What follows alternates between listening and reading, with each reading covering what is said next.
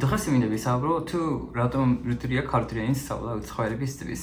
მე ვარ იოსეი, 9 წელი საქართველოში ვცხოვრობ და ახლა იაპონიისა ქართულის, თარჯმანი ვარ ხანდახან თარგმნიდი.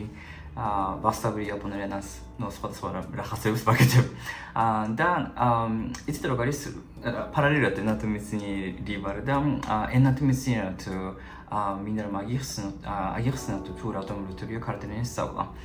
ჯერერთი მინდა აღნიშნო, რომ მსოფლიოში არ არსებობს ყველაზე რუთული ენა ან ყველაზე ადვილი ენა, იმიტომ რომ ეს სირუთულეები და სიმართლე და სირუთულე არის საკმაოდ სუბიექტური. ამიტომ აქედან გამომდინარე, ხას მინდა რომ გავახსენოთ უფრო ობიექტური ფაქტორები, რომელიც არ უთვლებს ქართულის სწავლას. ჯერ პირველ რიგში ერთი ფაქტორი არის ქართულის თავისებები, რომელიც საკმაოდ განსხვავებულია სხვა ენებისაგან. ენათმეცნიერი თეორიის მიხედვით თუ ამათი ენა უფრო ახლოს ან მსგავსია თქვენს მშობლიურ ენას ან ისეთი ენები, რომელსაც თქვენ უკვე იცით, მაშინ ამათი ენის სწავლა უფრო ადვილი იქნება, მაგრამ პირიქით თუ ეს უცხო ენა ძალიან განსხვავებულია თქვენი მშობლიურ ენისაგან, მაშინ რუთული იქნება. ესეთი თეორია არსებობს და მეც ვეთანხმები ნაცნობრივად და თუ ეს თეორია მართლა სწორია, მაშინ ქართული ენა ჯერერთი ერიგაციული მოთხრობითი ბრუნვა ხო და ძმნების ხრება ესეთი კომპლექსი რომ არის გამოთქმა კც და ასე შემდეგ ესეთი ბგერები მეზობელი ქვეყნების ენებშიც არ არსებობს. და კიდე სხვა ფაქტორებია რა. ძმნების ხრება ძალიან რთულია და ამიტომ ამ ქართულის ლინგვისტიკური თვისებიდან გამომდინარე, რა თქმა უნდა, რუთული იქნება, უცხო იქნება უცხოელების თვის ქართულის სწავლა. მათ შორის შემთხვევასაც, იმიტომ რომ იაპონური ენა და ქართული ენა ნამდვილად განსხვავებულია, რასაც მე ვისწავლობდი და რასაც ახლაც ვისწავლობ, რა თქმა უნდა, ძალიან განსხვავებულია იაპონური ენისაგან. ამიტომ ეს არის ერთ-ერთი, ასე ვთქვათ, ფაქტორი, რომელიც არ უთვლებს ქართული ენის სწავლას. მეორე არის უფრო საგამანათლებლო,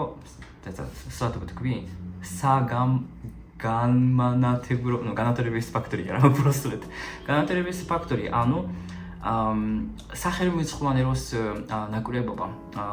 ეს ჩემი თვითონაც დიდი პრობლემა იყო და ახლაც არის ქართული ენის გრამატიკის შესახებ წიგნები ან სახელმწიფო ისე ბევრი არ არის. დავუშვათ ინგლისური, იაპონური, გერმანული, ფრანგული, სხვა კორეული, ჩინური და სხვა ენების თვის, რა თქმა უნდა, სახელმწიფო გრამატიკის შესახებ ახაც საპარაჯიშოები, წიგნები, ძალიან ბევრი მასალა არის, მაგრამ ქართულსაც შეეხება რასაკვირველია, ქართული ენის მოლაპარაკების რაოდენობა ესე ბევრი არ არის და დაახლოებით 4, მაქსიმუმ 5 მილიონია მსოფლიოში, საქართველოს შევტვირთ. აქედან გამომდინარე, წიგნების რაოდენობა, სახელმწიფოების რაოდენობა ძალიან ესე ბევრი არ იქნება. ეს არის სირუთულე იმ ხალხისთვის, უცხოელებისთვის, მათ შორის მეც, ვისაც უნდა ქართული ენის სწავლა გამარტივად. იაპონიის შემთხვევაში მე ძალიან ბედნიერი შემთხვევა, იმიტომ რომ მე ვიპოვე ერთი პატარა იაპონური წიგნი, რომელიც უხსნის ქართული ენის გრამატიკას, ბაზისურ გრამატიკას, მაგრამ თუ გამართულად ისე სიღრმისეულად თუ მინდა ავითვისო ქართული ენა, რა თქმა უნდა, უფრო ესეთი მსუბუქი წიგნიც უნდა შევიძინო, ხო? ესეთი პროფესიონალი დონის წიგნები ბევრი არა ვარიანტებიც. თან YouTube-ზე ერთი ქართული ენის ვიდეოები ისე ბევრი არ არის. იაპონურს ვსწავლობ, მაშინ ანიმე, მანგა და რაღაცები სახარისოდ შეგიძლიათ ისწავლოთ, მაგრამ ქართული ენის შემთხვევაში მაგალითად მე სხვადასხვა სერიალებს ვიყურებდი ქართული ენის, მაგრამ სუბტიტრების გარეშე, იმიტომ რომ რა თქმა უნდა არ იქნებოდა, ამიტომ რუთული იყო. და წიგნის მაღაზიებშიც იაპონიაშიც ისე ბევრი არ არის. ინგლისურად არის რამდენიმე წიგნი სახელმწიფო, რომელიც მე გამომიყენე და შევისწავლე ქართული ენა, მაგრამ მაინც ბევრი არა. და ეს არის მეორე ფაქტორი, რომელიც ართულებს ქართლის საბლა უცხოელებისთვის. და მესამე არის უფრო სოციოლოგიური საზოგადოებრივი ფაქტორი.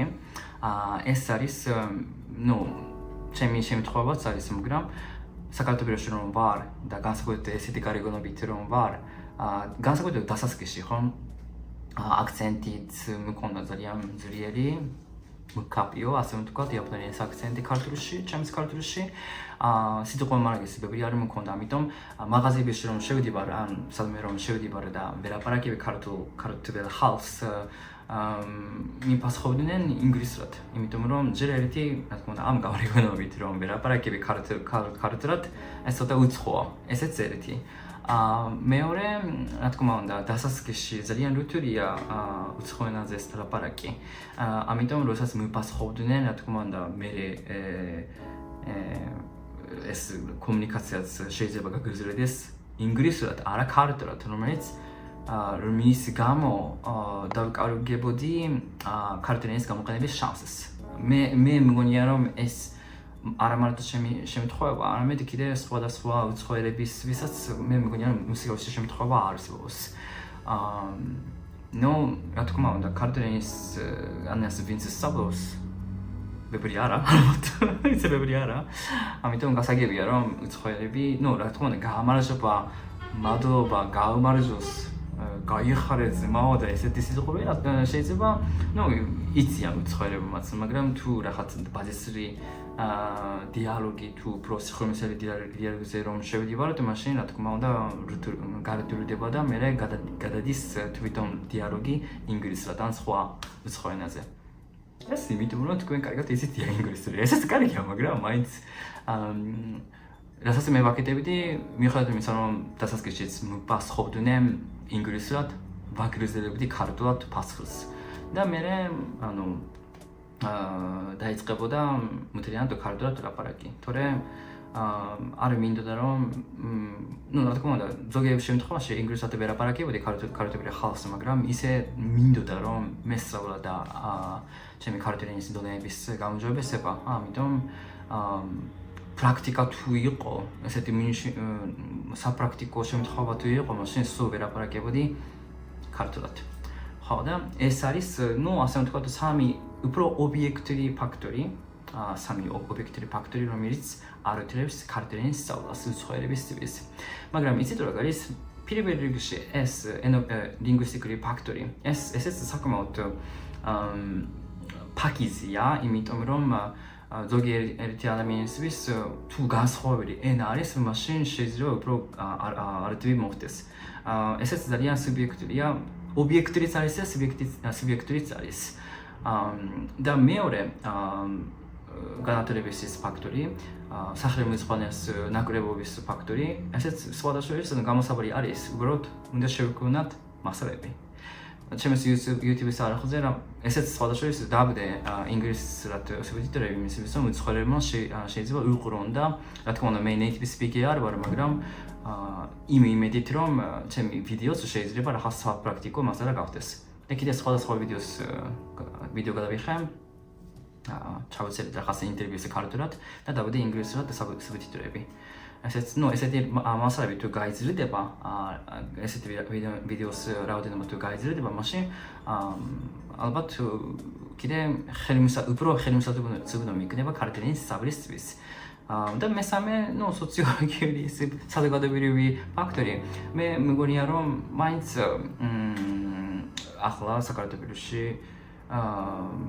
ზუსტად ქართლის გამოყენება სწავლა ძალიან მნიშვნელოვანია და რა თქმა უნდა ერთი ჩემი აზრით მნიშვნელოვანი იქნება, როდესაც უცხოელები გელაპარაკებიან თქვენ ქართველს, მაშინ დასაწყისში შეიძლება იყოს რაღაც მარტივი მელად, ან მარტივი სიტყვებით თუ უპასუხონ ქართულად, მაშინ გავხარდებათ და კიდე დიალოგის გაგრძელება ქართულად. რა თქმა უნდა ფაქტორები არის, მაგრამ ამისთვისაც როგორი იყო ვაიმე დამავიწყდა. ფაქტორები კი არის, რაღაც სირიტრები არის, მაგრამ ყოველთვის არის გამოსავალი.